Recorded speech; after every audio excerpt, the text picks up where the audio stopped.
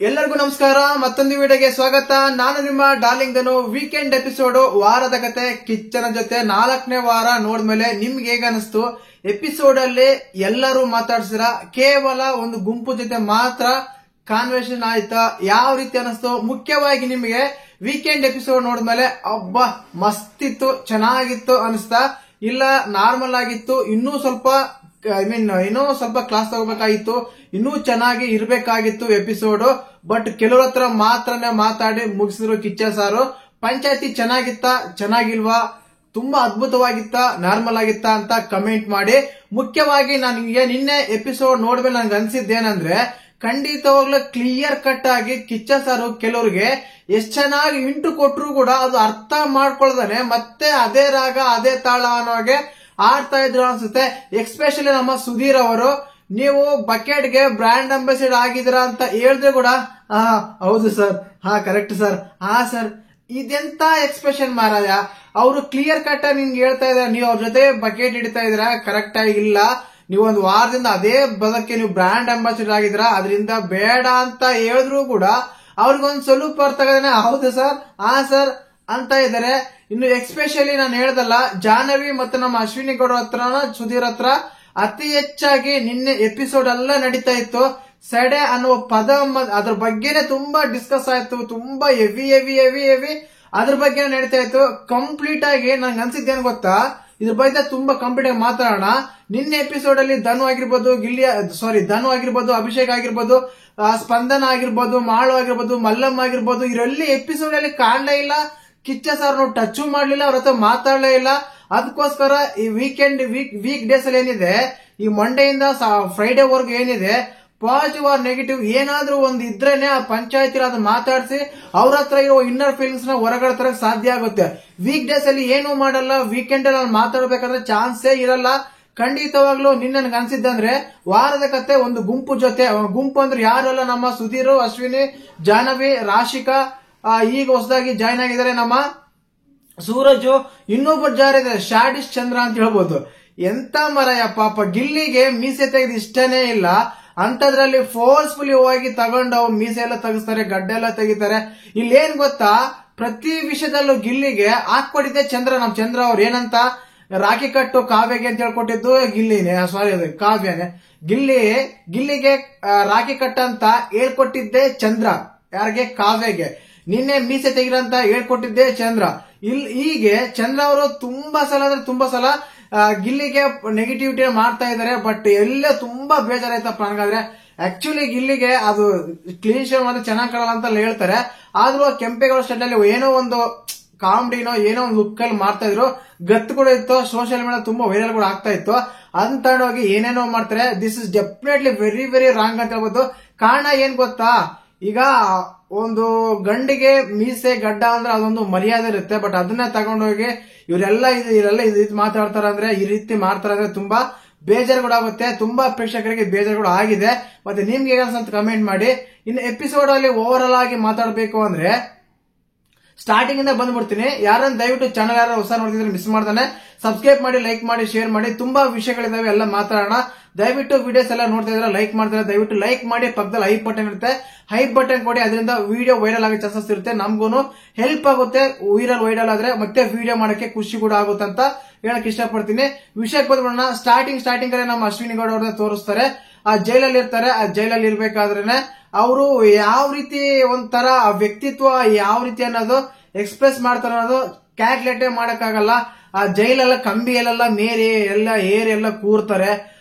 ಒಂಥರ ಯಾಕೆ ಅಂದ್ರೆ, ಒಬ್ಬ ಗಾಂಭೀರ್ಯ ಇರೋ ವ್ಯಕ್ತಿ ಈ ತರ ಮಾಡಿದಾಗ ಏನಾಗುತ್ತೆ ಅಂದ್ರೆ, ಸಿಂಪಲ್ ಆಗಿ ಇವರು ಹಿಂಗ ಅನ್ನೋದು ಕಾಮನ್ ಆಗಿ ಬರುತ್ತೆ.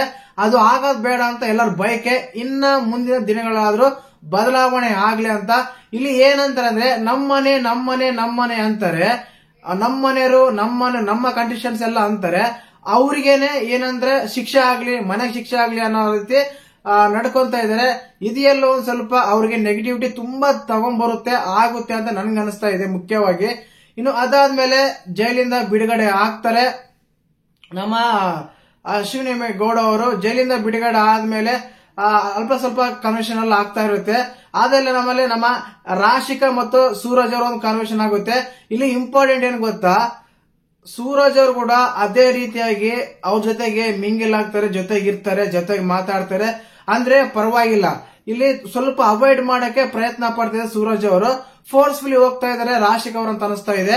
ನಾನ್ ನೋಡಲ್ವಾ, ನಾನು ಮಾತಾಡ್ಸಲ್ವಾ, ನನ್ನ ಹತ್ರ ಇರಲ್ವಾ, ನನ್ನ ಹತ್ರ ಹಾಡಾಡು, ನನ್ನ ಹತ್ರ ಡ್ಯಾನ್ಸ್ ಮಾಡು, ನನ್ನ ಹತ್ರ ಮಾತಾಡು, ನಾನು ಯಾಕೆ ಮಾತಾಡ್ಲಿಲ್ಲ, ಮನೇಲಿ ಎಲ್ಲರೂ ಏನಾದ್ರು ಅಂದ್ರ ಆ ಕಾರಣಕ್ಕೆ ನೀವು ದೂರ ಇದ್ದೀರಾ, ರಕ್ಷಿತಾ ಹೇಳಿದ್ಕಿ ನನ್ನ ಹತ್ರ ಮಾತಾಡ್ತಾ ಇಲ್ಲ, ಇದೆಲ್ಲ ಆಗತ್ತಲ್ಲ. ಸ್ವಲ್ಪ ನೋಡೋ ಪ್ರೇಕ್ಷಕರಿಗೆ ನಿನ್ನೆ ಮಾತಾಡಿದ್ರ ನಮ್ಮ ಜಾನಿ ಅವರು ಮುಜುಗಾರ ಅನ್ನೋ ಪದ, ಆ ರೀತಿಯಾಗಿ ಮುಜುಗಾರ ಅನ್ನೋ ಪದ ಇಲ್ಲಿ ಕೂಡ ಬರುತ್ತೆ. ಕಾರಣ ಏನಂದ್ರೆ ಇಬ್ಬರು ಕಡೆಯಿಂದ ಸೇಮ್ ಫೀಲಿಂಗ್ಸ್ ಇದ್ರೆ ಅದು ಯಾವುದೇ ತೊಂದರೆ ಬರಲ್ಲ. ಬಟ್ ಒಬ್ರು ಮಾತ್ರ ಅವಾಯ್ಡ್ ಮಾಡಿ ಒಬ್ರು ಮಾತ್ರ ಹತ್ರ ಬಂದ್ರೆ ಇಲ್ಲೇನಾಗುತ್ತೆ ಅಂದ್ರೆ ಕಂಪ್ಲೀಟ್ಲಿ ಸ್ವಲ್ಪ ರಾಂಗ್ ವೇ ಹೋಗುತ್ತೆ ಅಂತ ಅನಿಸ್ತಾ ಇದೆ. ಲವ್ ಸ್ಟೋರಿ ಅಲ್ಲ, ಕಂಪ್ಲೀಟ್ ಆಗಿ ಒಂಥರ ಡಿಫ್ರೆಂಟ್ ವೇ ಹೋಗ್ತಾ ಇದೆ. ಅದು ಬೇಡ ಅನ್ನೋ ರೀತಿಯಾಗಿತ್ತು. ಇನ್ನೊಂದು ಮುಖ್ಯವಾಗಿ ನಮ್ಮ ಗಿಲ್ಲಿಗೆ ಮೀಸೆ ತೆಗೆದದ್ದು ಗೊತ್ತೇ ಇರುತ್ತೆ. ಇಲ್ಲಿ ರಘುವರ್ ಅಂತ ನಿರ್ಧಾರ ಏನಕ್ಕೆ ತಗೊಂತಾರ ಗೊತ್ತಿಲ್ಲ, ಚಂದ್ರಪ್ರಭು ಯಾಕೆ ಸಪೋರ್ಟ್ ಮಾಡ್ತಾರ ಗೊತ್ತಿಲ್ಲ, ಧನುಷ್ ಅವರು ಅಭಿಷೇಕ್ ಅವರು ಎಲ್ಲ ಹೋಗ್ತಾರೆ. ಅಲ್ಲೆಲ್ಲ ಹೋದಾಗ ಪಾಪ ತುಂಬಾ ಬೇಜಾರು ಕೂಡ ಆಗುತ್ತೆ. ಯಾಕಂದ್ರೆ ಆ ರೀತಿಯಾದಾಗ ಒಬ್ಬ ಗಂಡಿಗೆ ಮೀಸೆ ಗಡ್ಡನೆ ತುಂಬಾ ಚೆನ್ನಾಗಿರುತ್ತೆ, ಚೆನ್ನಾಗಿ ಕಾಣಗಳು ಅದೇ ಮುಖ್ಯ ಆಗುತ್ತೆ. ಅಂತದ್ರಲ್ಲೆಲ್ಲ ತೆಗೆದ್ರೆ ತುಂಬಾ ಬೇಜಾರಾಗುತ್ತೆ ಅಂತ ಗ್ಯಾರಂಟಿ. ಆ ಬೇಜಾರಾಗುತ್ತೆ.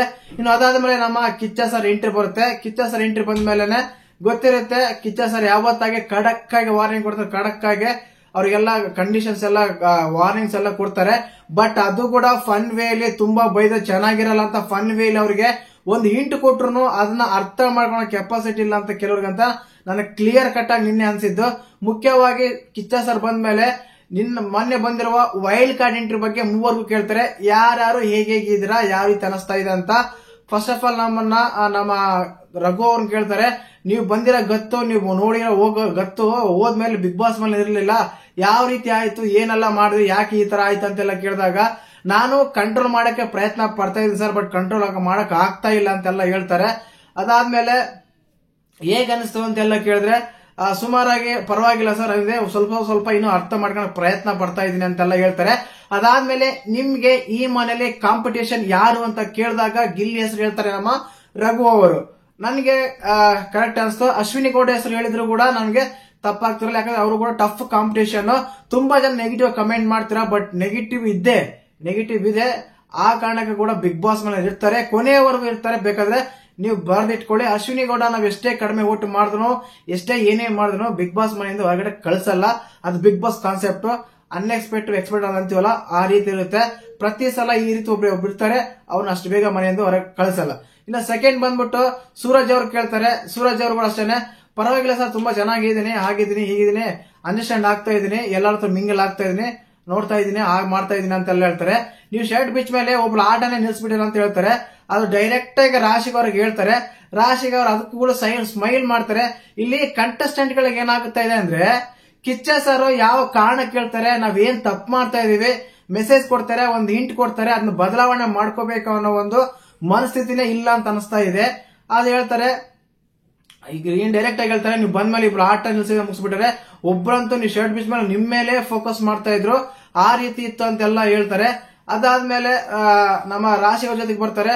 ನಾನು ಏನೋ ಅದು ದಬಾಕ್ತೀನಿ, ಇದು ದಬಾಕ್ತೀನಿ ಅಂತೆಲ್ಲ ಬರ್ತಾ ಇದ್ರಲ್ಲ, ಏನ್ ದಬಾಕಿರಿ ಅಂತೆಲ್ಲ ಕೇಳಿದಾಗ ನನಗೇನೋ ದಬಾಕಕ್ಕೆ ಅವಕಾಶ ಸಿಕ್ಕಿಲ್ಲ ಸರ್, ಅವಕಾಶ ಸಿಕ್ಕ ದಬಾಕ್ತೀನಿ ಅಂತ ಹೇಳ್ತಾರೆ. ನನ್ ಬುಡಕ್ಕೆ ಯಾರು ಬಂದಿಲ್ಲ ಅಂತ ಹೇಳ್ತಾರೆ. ನಿಮ್ ಬುಡಕ್ಕೆ ಎಲ್ಲರೂ ಬಂದಿರ, ಬಟ್ ನಿಮ್ಗೆ ಗೊತ್ತಿಲ್ಲ ಅಷ್ಟೇ ಅಂತ ಕಿಚ್ಚ ಸರ್ ಹೇಳ್ತಾರೆ. ಇನ್ನೊಂದು ಮುಖ್ಯವಾಗಿಲ್ಲ ಏನಂದ್ರೆ, ಅವರು ಯಾರು ನಿಮಗೆ ಯಾರು ನಿಮಗೆ ಟಫ್ ಕಾಂಪಿಟೇಷನ್ ಅಂತ ಹೇಳಿದ್ರೆ ಸುಧೀರ್ ಅವ್ರ ಹೆಸರು ಹೇಳ್ತಾರೆ. ನನಗೆ ಒಂದು ಅರ್ಥ ಆಗ್ತಿಲ್ಲ, 3 ವಾರ ಬಿಗ್ ಬಾಸ್ ನೋಡ್ಕೊಂಡು ಹೋಗಿದ್ದಾರೆ. ನೋಡ್ಕೊಂಡು ಹೋದ್ಮೇಲೆ ಕೂಡ ಪ್ರತಿ ವೀಕ್ ಅಲ್ಲೂ ಕೂಡ ನಮ್ಮ ಸುಧೀರ್ ಅವ್ರಿಗೆ ಕಿಚ್ಚ ಸರಿಂದ ಕ್ಲಾಸ್ ಇರುತ್ತೆ. ಆದ್ರೂ ಕೂಡ ಟಫ್ ಕಾಂಪಿಟೇಷನ್ ನೀವು ಸುಧೀರ್ ಅಂತ ಹೇಳ್ತಾ ಇದ್ರಂದ್ರೆ, ನಿಮ್ಮ ವಿಮೋಚನೆ, ನಿಮ್ಮ ಆಟ, ನಿಮ್ಮ ಮನಸ್ಸಿನಲ್ಲಿ ಯಾವ ರೀತಿ ಓಡ್ತಾ ಇದೆ, ನೀವು ಯಾರಿಗೆ ಬಕೆಟ್ ಹಿಡಿತಾ ಇದ್ದೀರಾ ಅಂತ ಅರ್ಥನೇ ಆಗ್ತಾ ಇಲ್ಲ. ಎಕ್ಸ್ಪೆಷಲಿ ನಮ್ಮ ಸುಧೀರ್ ಅವರು, ನಮ್ಮ ರಾಶಿಕಾ ಅವರು, ನಮ್ಮ ರಿಷಾ ಅವರು ಯಾವ ರೀತಿ ಥಿಂಕಿಂಗ್ ಮಾಡ್ತಾರೆ, ಯಾವ ರೀತಿ ಎಲ್ಲ ಏನ್ ಮಾಡ್ತಾರೆ ನಂಗೆ ಒಂದು ಅರ್ಥ ಆಗ್ತಿಲ್ಲ. ನನಗೆ ಏನ್ ಬೇಜಾರು ಗೊತ್ತಾ, ಅಶ್ವಿನಿ ಗೌಡ ಅವ್ರ ಹೆಸರು ಹೇಳಿದ್ರು ಕೂಡ ಬೇಜಾರು ಆಗ್ತಿರಲಿಲ್ಲ. ಯಾಕೆ ಹೇಳಿ, ಅವರು ಮನೆನೇ ಲೀಡ್ ಮಾಡ್ತಾರೆ, ರೋಲ್ ಮಾಡ್ತಾರೆ, ರೂರಲ್ ಆಗಿದ್ದಾರೆ. ಕೆಲವು ವಿಷಯಗಳನ್ನ ಅವ್ರ ಮಾತೇ ನಡೀತಾರೆ ಬಿಗ್ ಬಾಸ್ ಮನೆಯಲ್ಲಿ.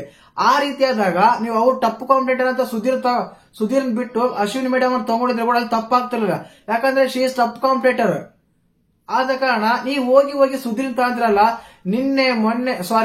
ನಿನ್ನೆ ವೀಕೆಂಡ್ ಅಲ್ಲೂ ಆ ಕಡೆ ವೀಕೆಂಡ್ ಅಲ್ಲೂ ಫಸ್ಟ್ ವೀಕೆಂಡ್ ಅಲ್ಲೂ ಕ್ಲಿಯರ್ ಕಟ್ ಆಗಿ ಜೋಕರ್ ಆಗಿದ್ದೆ ನಮ್ಮ ಸುಧೀರ್ ಅವರು. ನಿನ್ನೆ ಈ ವಾರದ ಕತೆ ಜೋಕರ್ ಜೊತೆ ಅನ್ನೋದು ಇರ್ಬೇಕಾಗಿತ್ತು. ಆ ರೀತಿ ಇತ್ತು. ಕಂಪ್ಲೀಟ್ ಆಗಿ ರಕ್ಷಿತಾ ಕನ್ವೆನ್ಷನ್ ಅಲ್ಲಿ ಎಷ್ಟು ಸಾರಿ ಕೇಳಿದ್ರು ಕೂಡ ನಾಟಕ. ನಾನು ಎಪಿಸೋಡ್ ರಿವ್ಯೂಲ್ಲಿ ಹೇಳಿದೆ, ಸಾರಿ ಕೇಳಿದ್ರೆ ಇದು ತಪ್ಪು, ಸಾರಿ ಈ ರೀತಿ ಕೂಡ ಕೇಳ್ಬೋದಾ ಅಂತ. ಸಾರಿ ಕೇಳಿದ್ರು ಕೂಡ ನಾಟಕ ಮಾಡ್ತಾರೆ ನಾನು ಹೇಳಿದ್ದೆ. ಅದೇ ಕ್ವಶನ್ಸ್ ಅದೇ ನಿನ್ನೆ ಎಪಿಸೋಡ್ ಕೂಡ ರೈಸ್ ಆಗಿದ್ದು. ಇನ್ನು ಅದೆಲ್ಲ ಆಯ್ತಾ, ಇನ್ನು ಹೇಳ್ತಾರೆ ಟಪ್ ಕಾಂಪಿಟೇಟರ್ ಸುಧೀರ್ ಅಂತ ಇಬ್ರು ಹೇಳ್ತಾರೆ, ಸೂರಜ್ ಅವರು ಮತ್ತೆ ನಮ್ಮ ರಿಷಾ ಅವರು. ಅವರಲ್ಲಿ ಏನ್ ಕಾಣ್ತೋ ಗೊತ್ತಿಲ್ಲ, ಹೊರಗಡೆ ಅಂತೂ ತುಂಬಾ ನೆಗೆಟಿವ್ ಆಗ್ತಾ ಇದೆ. ಅವರು ಟಫ್ ಕಾಂಪಿಟೇಟರ್ ಹೇಳಿದ್ಮೇಲೆ ನಾ ಸ್ಟಾರ್ಟಿಂಗ್ ಅಲ್ಲಿ ಹೇಳ್ದಲ್ಲ ಮುಂಚೆನೆ ಅಶ್ವಿನಿ ಗೌಡ ಹೆಸರು ಹೇಳಿದ್ರು ಕೂಡ ಅಷ್ಟವರಿಗೆ ಇದಾಗ್ತಿರ್ಲಿಲ್ಲ. ಗುಡ್ ಅಂತ ಹೇಳ್ತಾ ಇದ್ರು. ಬಟ್ ಸುಧೀರ್ ಹೆಸರು ಹೇಳಿದ್ರೆ ನೋಡಿ, ಓಹೋ ಏನ್ ಹೇಳ್ಬೇಕು ಅರ್ಥ ಆಗ್ತಿಲ್ಲ. ಇನ್ನೊಂದು ಮುಖ್ಯವಾಗಿ ಈ ಮೂವರ್ ಕಂಟೆಸ್ಟೆಂಟ್ ಆದ್ಮೇಲೆ ಬಿಗ್ ಬಾಸ್ ಮನೆಗಿರೋ ಕಂಟೆಸ್ಟೆಂಟ್ಗಳಿಗೆ ಎಲ್ಲರಿಗೂ ಒಬ್ಬೊಬ್ರು ಪ್ರಶ್ನೆ ಕೇಳ್ತಾರೆ. ಏನಂತ, ನಿಮ್ಗೆ ವೈಲ್ಡ್ ಕಾರ್ಡ್ ಬಗ್ಗೆ ಏನನ್ಸ ಅಂತ. ನನ್ಗನ್ಸಿದ್ ಏನ್ ಗೊತ್ತಾ, ವೈಲ್ಡ್ ಕಾರ್ಡ್ ಬಗ್ಗೆ ಒಬ್ಬೊಬ್ರೊಂದು ಒಪಿನಿಯನ್ ಹೇಳ್ತಾರೆ. ಅವ್ರ ಇಷ್ಟ ಅವ್ರ ಒಪಿನಿಯನ್ ಏನ್ ಗೊತ್ತಾ, ಕೆಲವರು ಒಪಿನಿಯನ್ ಹೇಳಿದೆ ತೋರ್ಸೇ ಇಲ್ಲ, ಕೇಳಲೇ ಇಲ್ಲ. ಕಿಚ್ಚ ಸಾರು ಏನ ಗೊತ್ತಾ, ಧನುಷ್ ಅವ್ರು ಕೇಳಲಿಲ್ಲ, ಮಲ್ಲಮ್ಮ ಕೇಳಲಿಲ್ಲ. ಅದಾದ್ಮೇಲೆ ನಮ್ಮ ಅಂದ್ರೆ ಕೇಳಿದ್ರು ಅಂದ್ರೆ ಯಾವ ರೀತಿ ಅಂದ್ರೆ ಸುಮ್ಮನೆ ಟಚ್ ಮಾಡಿ ಬಿಟ್ಟಂಗಿರುತ್ತೆ. ಫುಲ್ ಕನ್ವರ್ಷನ್ ತೋರ್ಸಲೇ ಇಲ್ಲ. ಮಾಡೋದಾದ್ರೆ ಮಾತೇ ಆಡಿಲ್ಲ ನಿನ್ನ ಎಪಿಸೋಡ್ ಅಲ್ಲಿ. ಅವ್ರು ಯಾರ ಬಗ್ಗೆ ಏನಾದ್ರೂ ಗೊತ್ತೇ ಇಲ್ಲ, ನಮ್ಗೆ ಟೆಲಿಕಾಸ್ಟ್ ಮಾಡಿಲ್ಲ. ಅದು ಮೋಸ್ಟ್ಲಿ ಎಡಿಟ್ ಅಲ್ಲಿ ಕಟ್ ಮಾಡಿ ಬಿಸಾಕಿರ್ತ ಅನ್ಕೊಂಡಿದೆ ನನ್ಗೆ ಅನ್ಸಿದ ಪ್ರಕಾರ. ಶೂಟಿಂಗ್ ಆದ್ರೂ ಆಗಿರುತ್ತೆ, ಬಟ್ ಎಡಿಟ್ ಅಲ್ಲಿ ಎತ್ತಾಕಿರ್ತಾರ ಅದನ್ನ. ಆ ರೀತಿ ಇತ್ತು. ಇನ್ನು ಅದಾದ್ಮೇಲೆ ಅಲ್ಲಿನ ರೈಟ್ ರಾಂಗ್ ಮಾರ್ಕ್ ಕೊಡ್ತಾರಲ್ಲ, ಅದ್ರಲ್ಲಿ ಯಾರು ಕರೆಕ್ಟ್ ಆಗಿ ಆಟ ಆಡ್ತಾ ಇದಾರೆ, ಇನ್ನು ಯಾರು ಎದ್ದಾಳಿಲ್ಲ ಅಂದ್ರೆ ಇನ್ನು ಯಾರು ಇದ್ ಮಾಡಿಲ್ಲ ಅಂತ. ಅದ್ರಲ್ಲಿ ಸುಮಾರಾಗಿ 12 ಮಾರ್ಕ್ ಬರ್ತವೆ. ನಮ್ಮ ರಿಷಾ ಗೌಡ ಅವರಿಗೆ 12 ಮಾರ್ಕ್ ಬರ್ತವೆ. ಸೂರಜ್ ಅವ್ರಿಗೆ 9 ಬರ್ತವೆ. ನಮ್ಮ ಯಾರು ರಘು ಅವ್ರಿಗೆ 7 ಬರ್ತವೆ. ಇಲ್ಲಿ ಏನಾಗುತ್ತೆ ಅಂದ್ರೆ ನಾನು ಹೇಳ್ದಲ್ಲ, ಜಾಹ್ನವಿ ಆಗಿರ್ಬೋದು, ರಾಶಿಕಾ ಆಗಿರ್ಬೋದು, ಅದಾದ್ಮೇಲೆ ನಮ್ಮ ಅಶ್ವಿನಿ ಅವರು ಗುಡ್ ಸ್ಟ್ರಾಟಜಿ ಯೂಸ್ ಮಾಡ್ತಾರೆ. ವೀಕೆಂಡ್ ಅಂತ ಬಂದಾಗ ಅಶ್ವಿನಿ ಮೇಡಮ್ ಅವರು ಸೂಪರ್ ಆಗಿ ಮಾತಾಡ್ತಾರೆ, ಸೂಪರ್ ಆಗಿ ಒಂದು ರಿಪ್ಲೈಗಳೆಲ್ಲ ಕೊಡ್ತಾರೆ. ಬಟ್ ಏನಾಗುತ್ತೆ ಅಂದ್ರೆ ವೀಕ್ನೆಸ್ ಅವ್ರು ತುಂಬಾ ಒಂದ್ ಸ್ವಲ್ಪ ವೀಕ್ ಆಗ್ತಾರೆ ಅನ್ಬೋದು. ವೀಕೆಂಡ್ ಅಲ್ಲಿ ಮಾತ್ರ ತುಂಬಾ ಸ್ಟ್ರಾಂಗ್ ಐತೆ ಅಂತ ಹೇಳ್ಬೋದು. ಅದ್ರಲ್ಲಿ ನಮ್ಮ ರಘು ಅವರಿಗೆ ಕಂಪ್ಲೀಟ್ ಬರ್ಬೇಕಾಗಿತ್ತು ನನ್ನ ಪ್ರಕಾರ. ಇಲ್ಲಿ ಗೊತ್ತೇ ಇರುತ್ತಲ್ಲ, ಸುಧೀರ್ ಆಗಿರ್ಬೋದು, ನಮ್ಮ ಯಾರು ಇವರು ಜಾಹ್ನವಿ ಆಗಿರ್ಬೋದು, ರಾಶಿಕಾ ಆಗಿರ್ಬೋದು, ಸ್ವಲ್ಪ ಬ್ಯಾಚ್ ಇದೆ. ನಮ್ಮ ಚಂದ್ರವರಂತೂ ಅಟ್ರ ಫ್ಲಾಪ್ ಮಿನ್ ಎಪಿಸೋಡ್ ಅಲ್ಲಿ ಮೂವರು ರೇಟ್ ಮಾಡ್ಕೊಡ್ತಾರೆ. ನೀನ್ ಏನಕ್ಕೆ ಮನೆ ಇರಿಯ ಬಿಗ್ ಬಾಸ್ ಮೇಲೆ ಅಂತ ಅನ್ಸ್ತಾ ಇದೆ ನನಗೆ. ಮೂವರು ಗ್ರೇಟ್ ಅಂದ್ಮೇಲೆ ನೀವು ವೇಸ್ಟ್ ಅಂತಾನೆ ತಾನೆ ಅರ್ಥ. ಕ್ಲಿಯರ್ ಕಟ್ ಆಗಿ ಗೊತ್ತಾಗುತ್ತೆ. ಆ ರೀತಿ ಆದಾಗ ಸ್ವಲ್ಪ ಯಾವಾಗಾದ್ರೂ ಏನಾದ್ರೂ ಮಾತಾಡಬೇಕು, ಏನಾದ್ರೂ ಒಂದು ಕಂಟೆಂಟ್ ಏನಾದ್ರೂ ಸ್ಟೇಟ್ಮೆಂಟ್ ಕೊಡಬೇಕು ಅನ್ಬೇಕಾದ್ರೆ ಸ್ವಲ್ಪ ಆಲೋಚನೆ ಮಾಡಿ ಸ್ಟೇಟ್ಮೆಂಟ್ ಕೊಟ್ಟರೆ ತುಂಬಾ ಚೆನ್ನಾಗಿರುತ್ತೆ. He is very safe game ಎಲ್ಲರ ಹತ್ರ. ಈಗ ಹೊಸದಾಗಿ ನಾವು ಚಂದ್ರಬಾಬು ಸೇರ್ಕೊಂಡಿದ್ದಾರೆ ಅಶ್ವಿನಿ ಅವರಿಗೆ. ಆ ಮೀಸೆ ತೆಗೆದ ಕಾನ್ಸೆಪ್ಟ್ ಅವ್ರದೇ ಅಂತೆ. ಯಾವ ರೀತಿ ಎಲ್ಲ ಥಿಂಕ್ ಮಾಡ್ತಾರೋ, ಯಾವ ರೀತಿ ಎಲ್ಲ ಇದು ಮಾಡ್ತಾರೋ ಬಿಗ್ ಬಾಸ್ ಮನೆಯಲ್ಲಿ. ನೀವು ಒಂದು ಒಳ್ಳೆ ಕಂಟೆಸ್ಟೆಂಟ್ ಆಗಿ ಹೋಗಿದ್ರ, ಒಳ್ಳೆ ಆಟ ಆಡ್ತಾರಂತ ಅನ್ಕೊಂಡಿರೋ ಒಬ್ಬ ಫ್ಯಾನ್ಸ್ಗೆ ನೀವಂತೂ ಕರೆಕ್ಟ್ ಆಗಿ ಆಟ ಆಡ್ತಿಲ್ಲ ಅಂತ ಕ್ಲಿಯರ್ ಕಟ್ ಆಗಿ ಗೊತ್ತಾಗ್ತದೆ. ನಿನ್ನ ಎಪಿಸೋಡ್ಗಳು ಆಗಿದ್ದು ಅದನ್ನೇ ಹೇಳ್ದಲ್ಲ ನಾನು. 9 ಸೂರಜ್ ಅವ್ರಿಗೆ ಬರ್ತವೆ ಅಂದ್ರೆ ಸರಿ ಇಲ್ಲ ಅಂತ. 12 ರಿಷಾ ಅವ್ರಿಗೆ ಬರ್ತವೆ. ಅದಾದ್ಮೇಲೆ 7 ನಮ್ಗೆ ಇದಕ್ ಬರ್ತವೆ. ಆ ರೀತಿ ಆಗಿತ್ತು. ಅದ್ರಲ್ಲಿ ನನಗೆ ಇಷ್ಟ ಆಗಿದ್ದಾದ್ರೆ ಕಾವ್ಯರು ಕೊಟ್ಟಿದ್ ಮಾತು. ಯಾಕಂದ್ರೆ ಸೂರಜ್ ಅವರು ಬಂದ್ರು, ಅದೊಂದು ಬಂದಿರೋ ವೇ ಮಾತ್ರ ಚೆನ್ನಾಗಿತ್ತು. ಅದಾದ್ಮೇಲೆ ಅವ್ರು ಎಲ್ಲೂ ಕಾಣಿಸ್ಲಿಲ್ಲ. ಕೇವಲ ಒಬ್ರತನ ಇಬ್ಬರತ್ರ ಸ್ಟಿಕ್ ಆನ್ ಆಗ್ಬಿಟ್ಟಾರೆ. ಅದು ಯಾಕೋ ಈ ಮನೆಗೆ ಸರಿ ಕಾಣ್ತಾ ಇಲ್ಲ ಅಂತ ಹೇಳ್ತಾರೆ. ಅದಾದ್ಮೇಲೆ ರಿಷಾ ಬಗ್ಗೆ ಹೇಳ್ತಾರೆ. ರಿಷಾ ಅವರು ಅಷ್ಟೇ ಬಂದ್ಮೇಲೆ ತುಂಬಾ ವೈಲೆಂಟ್ ಎಲ್ಲ ಅನ್ಕೊಂಡಿದ್ದೆ. ಅದಾದ್ಮೇಲೆ ಅವ್ರ ಪರ್ಸ್ಪೆಕ್ಟಿವ್ ಚೇಂಜ್ ಆಯ್ತು. ಮುಖವಾಡ ಅಂತೆಲ್ಲ ಅಂತಾರೆ. ಅದು ಏನೋ ಗೊತ್ತಾಗ್ತಿಲ್ಲ. ಅವ್ರ ಆಟ ಕೂಡ ಸರಿ ಇಲ್ಲ ಅಂತ ಹೇಳ್ತಾರೆ. ಅದೇ ರೀತಿಯಾಗಿ ರಘು ಅವ್ರ ಬಗ್ಗೆ ಹೇಳ್ತಾರೆ. ಅವರು ಬಂದಿದ್ದಾರೆ, ಇಂಡಿವಿಜುವಲ್ ಆಡ್ಬೇಕಂತ ಆಟ ಆಡ್ತಾ ಇದಾರೆ. ಆ ಆಟ ಅಂತ ತಗೊಂಡಾಗ ಅವ್ರು ತುಂಬಾನೇ ಚೆನ್ನಾಗಿ ಆಡ್ತಾ ಇದಾರೆ ಅಂತ ಹೇಳ್ತಾರೆ. ಅದಾದ್ಮೇಲೆ ನಮ್ಮ ಅಶ್ವಿನಿ ಗೌಡಮ್ ಅವರು ಇಬ್ಬರು ರೈಟ್ ಮಾರ್ಕ್ ಕೊಡ್ತಾರೆ. ಯಾರಾಗೆ ಸೂರಜ್ ಅವರಿಗೆ ಮತ್ತು ನಮ್ಮ ರಘು ಅವ್ರಿಗೆ ರೈಟ್ ಮಾರ್ಕ್ ಕೊಟ್ಟಿದ್ದಾರೆ. ತುಂಬಾ ಆಶ್ಚರ್ಯ ಅನ್ಸಿತ್ತು. ಕಾರಣ ಏನ್ ಗೊತ್ತಾ, ಅವ್ರಿಗೆ ಕೊಡಲ್ಲ ಅಂತ ನಾನು ಎಕ್ಸ್ಪೆಕ್ಟ್ ಮಾಡಿದ್ದೆ. ಬಟ್ ಕೊಟ್ಟು ಹೇಳ್ತಾರೆ ಚೆನ್ನಾಗಿ ಆಟ ಆಡಿದ್ದಾರೆ, ಕ್ಯಾಪ್ಟನ್ ಆಗಿದ್ದಾರೆ, ನನ್ ಕಣ್ ತೆರೆಸಿದ್ದಾರೆ, ನಾನು ಹೇಗೆ ಆಟ ಆಡಬೇಕು ಈ ಮನೇಲಿ ಅಂತ ಅವರಿಂದ ತಿಳ್ಕೊಂಡಿದ್ದಾರೆ ಅಂತ ಹೇಳ್ತಾರೆ. This statement is very very strong. ಯಾಕಂದ್ರೆ ಅವ್ರಿಗೆ ಅರ್ಥ ಆಗಿದೆ ಇಲ್ಲಿ ಯಾರ ಹತ್ರ ಮಾಡಬಾರ್ದು, ಟೋಟಲ್ ಆಗಿ ನಾನು ಒಬ್ಬಳೆ ಗೇಮ್ ಆಡ್ಬೇಕಂತ. ಇನ್ನು ರಾಶಿಕಾ ಬಗ್ಗೆ ಹೇಳ್ತಾರೆ, ಅವ್ರು ಹೇಳಿದಂಗೆ ಯಾರು ತಲೆನೇ ಕೆಡಿಸ್ಕೊಂಡಿಲ್ಲ ಅಂತ. ಈ ಮೂವರಲ್ಲಿ ನಿಮ್ಗೆ ಯಾರು ಟಫ್ ಕಾಂಪಿಟೇಟ್ ಅಂದ್ರೆ ನನಗೆ ಯಾರು ಇಲ್ಲ ಅಂತೆಲ್ಲ ಸ್ಟೇಟ್ಮೆಂಟ್ ಕೊಡ್ತಾರೆ ನಮ್ಮ ಅಶ್ವಿನಿ ಅವರು. ಸುಧೀರ್ ಅವ್ರಿಗೆ ಇದೇ ಮಾತು ಕೇಳಿದಾಗ ಟಫ್ ಕಾಂಪಿಟೇಟ್ ಯಾರಂತ ಕೇಳಿದ್ರೆ ನಮ್ಮ ಸುಧೀರ್ ಅವ್ರ ಹೆಸರು, ಸೂರಜ್ ಅವ್ರ ಹೆಸರು ಏನೋ ಹೇಳ್ತಾರೆ ಅನ್ಸುತ್ತೆ. ಇನ್ನು ಅದಾದ್ಮೇಲೆ ಟೋಟಲ್ ಆಗಿ ಈ ಎಪಿಸೋಡ್ ಅಲ್ಲಿ ನಮ್ಮ ಜಾನಿ ಅವ್ರಿಗೆ ಸೇಮ್ ರಘು ಅವ್ರಿಗೆ ಇಂಟ್ ಮಾಡ್ಕೊಡ್ತಾರೆ, ಸೂರಜ್ ಅವ್ರ ರೈಟ್ ಕೊಡ್ತಾರೆ. ಹೇಳ್ದ ಸೂರಜ್ ಅವ್ರಿಗೆ ಟೋಟಲ್ ಆಗಿ 9 ರಾಂಗ್ ಬರ್ತಾವ ಅಂದ್ರೆ ಅದರಲ್ಲಿ 6-7 ರೈಟ್ ಬಂದಿರ್ತವೆ. ಆ ರೀತಿ ಇರುತ್ತೆ. ಇನ್ನು ಓವರ್ ಆಗಿ ಎಪಿಸೋಡ್ ಸಖತ್ ಕ್ಲಾಸ್ ತಗೊಂಡಿದ್ದು ಆ ಸೆಡೆ ಅನ್ನೋ ಪದ, ಆ ಮರ್ಯಾದೆ ಅನ್ನೋ ಪದ ಏಕವಚನ ಬಹುವಚನ ಅಂತ ಬಂದಾಗ ಸೇಮ್ ಸಿಂಪಲ್ ಅಶ್ವಿನಿ ಗೌಡ ಅವರು ಎಲ್ಲರಿಗೂ ಏನಂತ ರೆಸ್ಪೆಕ್ಟ್ ಕೊಟ್ಟು ಹೋಗಿ ಬನ್ನಿ ಈ ರೀತಿ ಮಾತಾಡ್ಕೊಂತ ಇದ್ದು ಅವರು ಕೂಡ ಅದೇ ರೀತಿ ರೆಸ್ಪೆಕ್ಟ್ ಕೊಟ್ರೆ ಬೇರೆಯವರು ಆ ರೀತಿ ಮಾತಾಡಕ್ಕೆ ಹೆದರ್ಕೊಂತಾರೆ. ಇವರೇ ಪದಗಳೆಲ್ಲ ಯೂಸ್ ಮಾಡ್ತಾರೆ. ಮುಚ್ಕೊಂಡು ಹೋಗುವಂತಾರೆ, ಮುಚ್ಕೊಂಡು ಮಲಗು ಅಂತಾರೆ, ಅಂತಾರೆ, ಅವ್ನ ಯಾವನೋ ಅಂತಾನೆ, ಬ್ರೈಫಾರ್ಡ್ ಅಂತಾರೆ, ಫೀಡ್ ಫಾರ್ಡ್ ಅಂತಾರೆ, ಬಕೆಟ್ ಅಂತಾರೆ. ಈ ಪದಗಳೆಲ್ಲ ಯೂಸ್ ಮಾಡಿ ಮತ್ತೆ ನಾನು ರೆಸ್ಪೆಕ್ಟ್ ಬೇಕು, ನನಗೆ ಅನ್ಬಾರ್ದು, ಆ ಎಮ್ಮ ಅನ್ಬಾರ್ದು, ಹೆಸರಿಟ್ಟು ಕರಿಬಾರ್ದು, ಅನ್ಬಾರ್ದು, ಅನ್ಬಾರ್ದು ಅಂದಾಗ ಕಂಪಲ್ಸರಿ ಇದು ಎಲ್ಲೋ ಒಂದ್ ಕಡೆ ಕಿಚ್ಚ ಕರೆಕ್ಟ್ ಹೇಳ್ತಾರೆ. ಅಶ್ವಿನಿ ಗೌಡ ಅಂದ್ರೆ ಏನು ಸ್ಟ್ಯಾಂಡ್ ತಗೊಂತಾರೆ ಯಾವ ವಿಷಯಗಳಲ್ಲಿ, ಹೆಣ್ಮಕ್ಳ ವಿಷಯಗಳಲ್ಲಾಗಿರ್ಬೋದು, ರೆಸ್ಪೆಕ್ಟ್ ಅಂತ ಬಂದಾಗಿರ್ಬೋದು, ಯಾವುದೇ ಆಗಿರ್ಬೋದು. ಮತ್ತೆ ಸೆಡೆ ಅನ್ನೋ ಪದ ಬಂದಾಗ ನೀವ್ ಯಾಕೆ ಸ್ಟ್ಯಾಂಡ್ ತಗೊಂಡಿಲ್ಲ? ಈಗ ಗಿಲ್ಲಿಗೆ ಒಂದು ಫೇಮ್ ಇರುತ್ತೆ, ಏನಂತ ಅವ್ರು ಕಾಮಿಡಿ ಮಾಡ್ತಾರಪ್ಪ ಅಂತ. ಅಶ್ವಿನಿ ಮೇಡಮ್ ಇರುತ್ತೆ, ಅವ್ರು ಗಂಭೀರವಾಗಿ ಮಾತಾಡ್ತಾರಂತ. ಸುಧೀರ್ಗೆ ಏನಿರುತ್ತೆ, ಇವರು ಒಂಥರ ಪ್ರಾಸ ಯೂಸ್ ಮಾಡ್ತಾರೆ ಅಂತ. ಜಾಹ್ನವಿ ಏನಿರುತ್ತೆ, ಅಶ್ವಿನಿ ಗೌಡಿಂದ ಓಡಾಡ್ತಿರ್ತಾರೆ. ಹೀಗೆ ಒಬ್ಬೊಬ್ಬರ ಬಗ್ಗೆ ಒಂದು ಒಪಿನಿಯನ್ ಕ್ರಿಯೇಟ್ ಮಾಡ್ಕೊಂಡಿರ್ತಾರೆ. ಅವರೇ ಕ್ರಿಯೇಟ್ ಮಾಡಿ ಪ್ರೇಕ್ಷಕರಿಗೆ ಒಂದು ಕೊಟ್ಟಿರ್ತಾರೆ, ಇವ್ರು ಹಿಂಗೆ ಅಂತ. ಆ ಟೈಮಲ್ಲಿ ಏನಾಗುತ್ತೆ ಅಂದ್ರೆ ನಿಮ್ಮ ಒಂದು ಒಪಿನಿಯನ್ ಕ್ರಿಯೇಟ್ ಆದ್ಮೇಲೆ ಆ ಒಪಿನಿಯನ್ ಕರೆಕ್ಟ್ ಆಗಿ ನೀವು ಎಕ್ಸ್ಪ್ರೆಸ್ ಮಾಡ್ಲಿ ಅಂದ್ರೆ ಏನಾಗುತ್ತೆ ಅಂದ್ರೆ ಅಲ್ಲಿ ಇವ್ರ ಗುಂಪಾ, ಆ ಕಾರಣಕ್ಕೆ ಇವ್ರು ಎಕ್ಸ್ಪ್ರೆಸ್ ಮಾಡ್ಲಿಲ್ವಾ ಅಂತ ಡೌಟ್ ಬರೋದು ಸರ್ವೇ ಸಾಮಾನ್ಯ. ಆ ರೀತಿ ಆಗುತ್ತೆ. ಅದನ್ನೇ ಕಿಚ್ಚ ಸರ್ ಎಲ್ಲರಿಗೂ ಹೇಳಿದ್ರು ಇನ್ನ ಎಪಿಸೋಡ್ ಅಲ್ಲಿ. ಇನ್ನು ಅದಾದ್ಮೇಲೆ ಅಶ್ವಿನಿ ಮೇಡಮ್ ಅವ್ರಿಗೆ ಮತ್ತು ಜಾನಿ ಅವ್ರಿಗೆ ಇಲ್ಲಿ ಜಾನಿ ಅವ್ರು ಮತ್ತೆ ಎಪಿಸೋಡ್ ಅಲ್ಲಿ ಅಶ್ವಿನಿ ಅಶ್ವಿನಿ ಅಶ್ವಿನಿ ಅಶ್ವಿನಿ ಅಶ್ವಿನಿ ಅಂತಾರೆ. ಕಿಚ್ಚ ಸರ್ ಅದು ಕೂಡ ಹೇಳ್ದು, ನೀವು ಅಶ್ವಿನಿ ಗೌಡ ಇಲ್ಲ ಅಂದ್ರೆ ಜಾಹ್ನವಿ ಇಲ್ಲ, ಜಾಹ್ನವಿ ಹೆಸರು ಪಕ್ಕದಲ್ಲಿ ಅಶ್ವಿನಿ ಗೌಡ ಹೆಸರು ಇರ್ಬೇಕಾ, ಇಲ್ಲ ಜಾಹ್ನವಿ ಗೌಡ ಹೆಸರು ಬಗ್ಗೆ ಅಶ್ವಿನಿ ಗೌಡ ಇರ್ಬೇಕಂತ ಕೇಳ್ತಾರೆ. ಯಾಕಂದ್ರೆ ಅಶ್ವಿನಿ ಗೌಡ ಇಲ್ಲ ಅಂದ್ರೆ ಜಾಹ್ನವಿ ಇಲ್ಲ. ಪ್ರತಿ ವಿಷಯದಲ್ಲೂ ಇರ್ತಾರೆ ಅಶ್ವಿನಿ ಗೌಡ. ಅಶ್ವಿನಿ ಗೌಡ ನಿಮ್ಗೆ ಸರ್ನೇಮ್ ಅಂದ್ರೆ ಅವರಿಂದ ನೀವು ಇದ್ರ ಅಂತ, ಅವ್ರಿಲ್ಲ ಅಂದ್ರೆ ನೀವು ಇಲ್ಲ ಅಂತ. ನಿಮ್ಗೆ ಸ್ಪೆಷಲ್ ಆದ ಒಂದು ಕ್ಯಾಟಗರಿ, ಸ್ಪೆಷಲ್ ಆದ ಫ್ಯಾನ್ಸ್ ಬೇಸ್, ಸ್ಪೆಷಲ್ ಆದ ಇದು ಆ ರೀತಿ ಇಲ್ಲ ಅಂತ ಡೈರೆಕ್ಟ್ ಆಗಿ ಕಿಚ್ಚ ಸರ್ ಹೇಳಿದ್ರು. ಬಟ್ ಅದು ಅರ್ಥ ಮಾಡ್ಕೊಳ್ಳೋದು ಅವ್ರ ಇಷ್ಟ ಅನ್ಸುತ್ತೆ. ಅರ್ಥ ಆಗಿಲ್ಲ ಅನ್ಸುತ್ತೆ ಕಂಪ್ಲೀಟ್ ಆಗಿ. ಇನ್ನು ಅದೇ ರೀತಿಯಾಗಿ ಇನ್ನ ಗಿಲ್ಲಿ ಜೊತೆ ಸ್ವಲ್ಪ ಇತ್ತು. ರಾಶಿಕಾ ಅವ್ರ ಬಗ್ಗೆ ಹೇಳಿದಾಗ ಏನಂದ್ರೆ, ನಮ್ಮ ರಾಶಿಕಾ ದೂರದಿಂದ ನೋಡಿದ ಆನಂದ, ಹತ್ರ ಹೋದೆ ಗೋವಿಂದ. ಅವ್ರೊಂಥರ ವಿಷ ಇದ್ದಂಗೆ, ನಂಗೆ ವಿಷಯ ಕೊಟ್ಬಿಟ್ರು ಅಂತ ಹೇಳ್ತಾರೆ. ಡೆಫಿನೆಟ್ಲಿ ಎಲ್ಲರಿಗೂ ಅದೇ ಅನ್ಸಿದ್ದು, ಹಾಡ್ ಕೊಡ್ಬೇಕಾದ್ರೆ ಬೇರೆಯವ್ರಿಗೆಲ್ಲ ಕೊಡ್ತಾರಂತ. ಇವರು ಯಾವ ರೀತಿ ಸ್ಟ್ರಾಟಜಿ ಮಾಡ್ಕೊಂಡು ಬರ್ತಿದಾರೋ ಅಂತ. ಇಲ್ಲಿ ಏನ್ ಗೊತ್ತಾ, ನನಗೆ ಮೈನಸ್ ಏನ್ ಗೊತ್ತಾ, ಇವರು ವೈಲ್ಡ್ ಕಾರ್ಡ್ರಿಗೆ ಬಂದಿದ್ದಾರೆ, 3 ವೀಕ್ ನೋಡ್ಕೊಂಡು ಹೋಗಿರ್ತಾರೆ ಹೊರಗಡೆ ಯಾವ ರೀತಿ ಇದೆ ವಾತಾವರಣ ಅಂತ.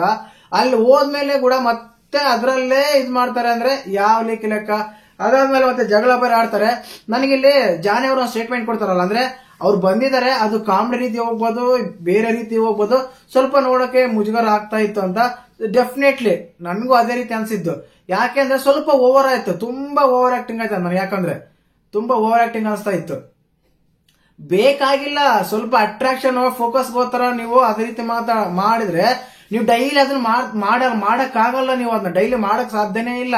ನಿಮ್ಮ ಇಲ್ಲಿ ಬಿಗ್ ಬಾಸ್ ಅನ್ನೋದು ವ್ಯಕ್ತಿತ್ವಗಳ ಆಟ. ವ್ಯಕ್ತಿತ್ವನ ಎಕ್ಸ್ಪ್ರೆಸ್ ಮಾಡಬೇಕು. ಕಾಮಿಡಿ ಕಂಟೆಂಟ್ ಒಂದು ಸ್ಕಿಟ್ ಅಂತ ಬಂದಾಗ ಅಲ್ಲಿ ಮಾಡಿ, ಅಲ್ಲೇ ತೋರಿಸಿ ನಿಮ್ಮನ್ನ. ಅದ್ ಬಿಟ್ಬಿಟ್ಟು ಏನೋ ಹೇಳಿದ್ರೆ ಅಟೆನ್ಷನ್ ಮಾಡಿ ಅದಾದ್ಮೇಲೆ ಸುಮ್ಮನೆ ಕೂತ್ಕೊಳ್ಳೋದು, ಇದು ಎಲ್ಲೋ ಕರೆಕ್ಟ್ ಆಗಿ ಕಾಣಿಸಲ್ಲ ಅಂತ ಅನಿಸ್ತಾ ಇತ್ತು. ಇನ್ನು ಅದಾದ್ಮೇಲೆ ಮುಖ್ಯವಾಗಿ ಈ ಬಿಗ್ ಬಾಸ್ ಮನೆಯಲ್ಲಿ ಈ ವೈಲ್ಡ್ ಕಂಟೆಂಟ್ಗಳು ಹೇಳ್ಬೇಕಂದ್ರೆ ಒಂದಂತೂ ಫೇಕ್ ಆಕ್ಟಿವಿಟಿ ಅನಿಸ್ತಾ ಇದೆ. ನಮ್ಮ ರಾಶಿಕಾ ಅವರು, ಸೂರಜ್ ಅವರಿಗೆ ಪೊಟೆನ್ಶಿಯಲ್ ಇದೆ, ಬಟ್ ಒಬ್ಬರ ಸ್ಟಿಕ್ ಆನ್ ಆಗ್ತಿದ್ದಾರೆ. ಅವ್ರು ಮುಂದೆ ಬಂದು ಆಟ ಆಡಿದ್ರೆ ಒಳ್ಳೆ ಸ್ಪರ್ಧೆ ಆಗ್ತಾರೆ. ರಘುವಂತರು ಒಳ್ಳೆ ಸ್ಪರ್ಧೆ ಆಗಿದ್ದಾರೆ, ಮುಂದೆ ಕೂಡ ಆಗ್ತಾರೆ. ಒಳ್ಳೆ ಮನಸ್ಸು ಇದೆ, ಒಳ್ಳೆ ರೂಲ್ಸ್ ಫಾಲೋ ಮಾಡ್ತಾರೆ, ಒಳ್ಳೆ ಕಂಟೆಸ್ಟೆಂಟ್ ಆಗ್ತಾರೆ ಅಂತ ನನಗೆ ಅನಿಸ್ತಾ ಇದೆ. ಇನ್ನು ಅದಾದ್ಮೇಲೆ ಹೇಳ್ದಲ್ಲ, ಕೆಲವರು ಮಾತಾಡ್ಸಿಲ್ಲ ಕಿಚ್ಚ ಸಾರು. ಕನ್ವರ್ಷನ್ ಅಲ್ಲಿ ಇವ್ರು ನಡೀತಾ ಇತ್ತು. ನಮಗೆ ಸುಧೀರ್ ಅವ್ರಿಗೆ ಎಲ್ಲ ಹೇಳಿದ್ರು ಅರ್ಥ ಆಗಿರೋ ನನಗೆ ಅನಿಸ್ತಾ ಇದೆ. ಅಶ್ವಿನಿ ಅವರು ಮತ್ತೆ ಸೇಮ್ ಕುಕಿಂಗ್ ಆದ್ರೆ ರೋಸ್ಟ್ ಮಾಡಿಸ್ಕೊಂಡ್ರು.